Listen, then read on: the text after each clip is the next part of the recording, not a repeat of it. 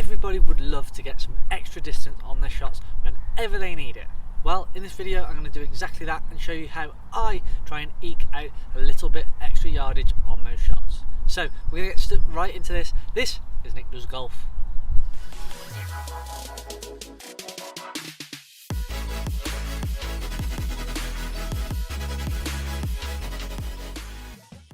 Hey golfers, and welcome back to another video here on my channel, Nick Does Golf. It's great to have you here for this one. Today we are talking about getting that little bit extra distance whenever we need to. This is specifically really talking about drives, but on the odd occasion we can use it for our longer irons if we're hitting into like a par 5 for example.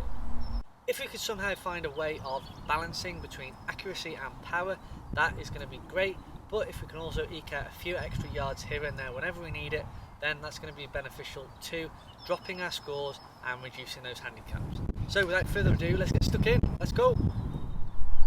So it's important to note that everybody is very different and their swings differ too.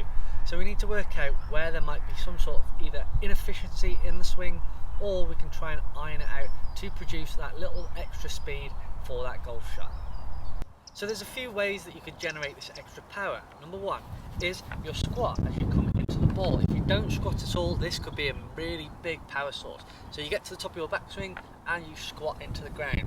Not only is this going to deliver you into a decent position as you come down, but that squat into the ground is going to help generate that speed as you push up and off the floor from there. This is going to be a great tool because not only are you going to use the force from the ground and your body to produce that extra energy into the golf club, but you're going to also produce more distance by doing this.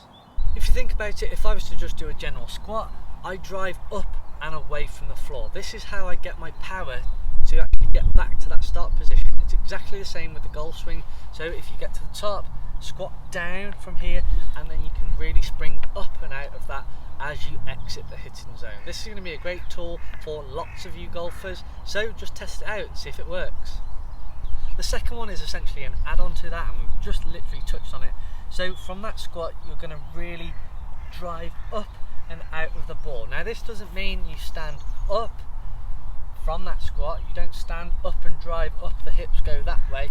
You come squatting into the ball, and then you turn. As you turn those hips, you're going to drive up and out towards the target.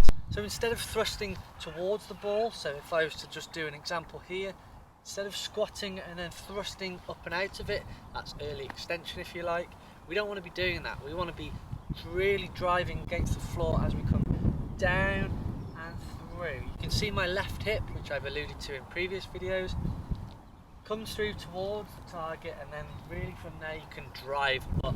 This is a really good one because it makes you really turn hard towards the target as you go through the shot, and obviously this is an ideal position to be in when you finish.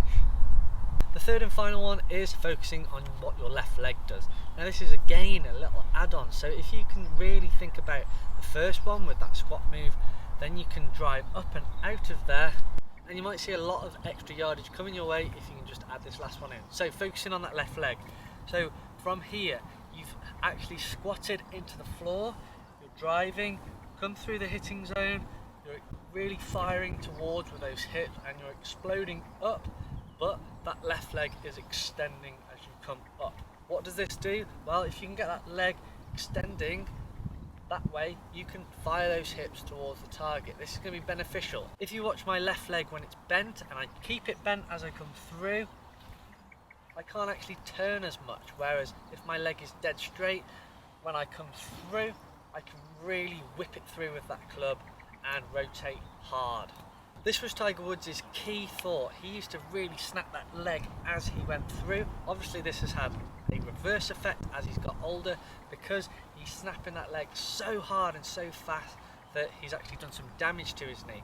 We don't obviously want to snap it that quickly, but we really want to focus on that squat, driving up and out, and having a little bit of extension in that left leg. This is really going to get those hips firing and that club head speeding up. So there we have it, 3 components that you can try and work into your golf swing.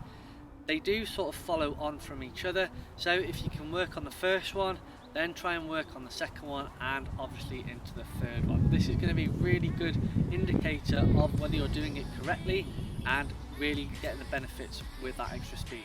So if you like that video and you've enjoyed it, hit the like button, ding, and leave a comment down below. Let me know what your thoughts are. Do you do something similar, or is this something that you really haven't even considered? And if you've enjoyed it that much, hit the subscribe button if you haven't done so already. I'd really appreciate it as we go through this series and this journey on YouTube. As well as that, check out my social media platforms. They're all in the description box below. I'm on Instagram, Twitter and TikTok, so you can keep up to date with everything that I'm doing. I hope that's really going to help you. Thanks very much for watching, and see you all on the next one.